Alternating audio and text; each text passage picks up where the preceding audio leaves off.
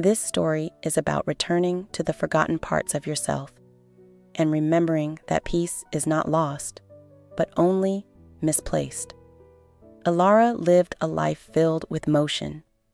Emails, calls, tasks, meetings, always one stepping on the heels of another.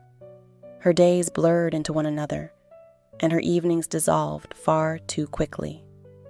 Sleep was not rest, but just a brief pause in the relentless cycle. Yet, every single night, as she drifted in that space between wakefulness and dreams, a garden appeared in her mind. It didn't match any garden she knew in her waking life.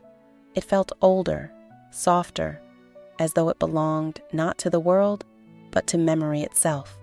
In this garden, flowers glowed with a faint, ethereal light. Leaves swayed gently, though no wind moved through them. The paths curved unpredictably, like a thought turning inward, exploring its own depths. She walked those paths every night. Her footsteps made no sound. Instead, the air was filled with the soft hush of petals opening and the gentle trickling of water somewhere just out of sight. But each night, her journey would end before she could find the source of that soothing sound. She always woke too soon, pulled back into the noise of her daily life. One evening, after a particularly heavy day, the kind where nothing catastrophic happens, yet everything feels heavy, everything weighs on you, she reached the garden with a sense of longing she couldn't quite name. It was a deep ache for something she felt she had lost. And that night, something new appeared. Standing before her was an old wrought iron gate, its bars entwined with thick, ancient vines. She hesitated for a moment. A gate suggested a boundary, a choice, a change, but her curiosity felt soft and inviting, not urgent or demanding. She reached out and gently touched one of the vines. As her fingers brushed against it, the vine seemed to recognize her, unfurling itself from the gate.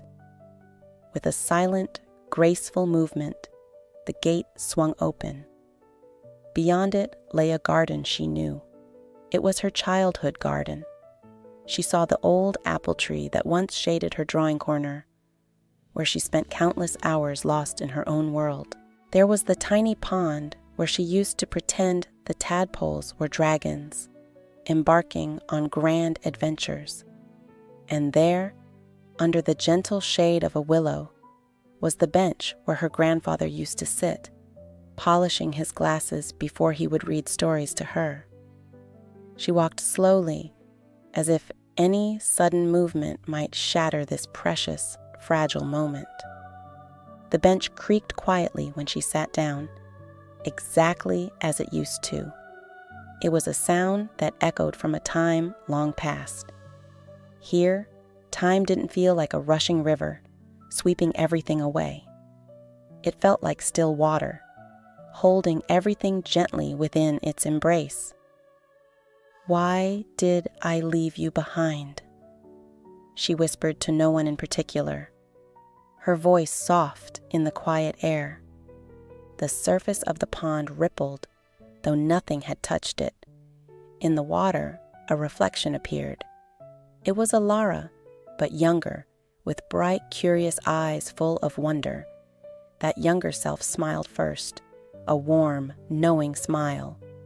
"You never left," the reflection said softly. "You just stopped walking this way."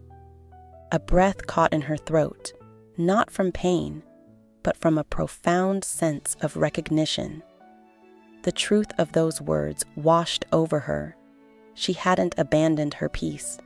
She had simply forgotten the route to get there. It had been waiting for her all along.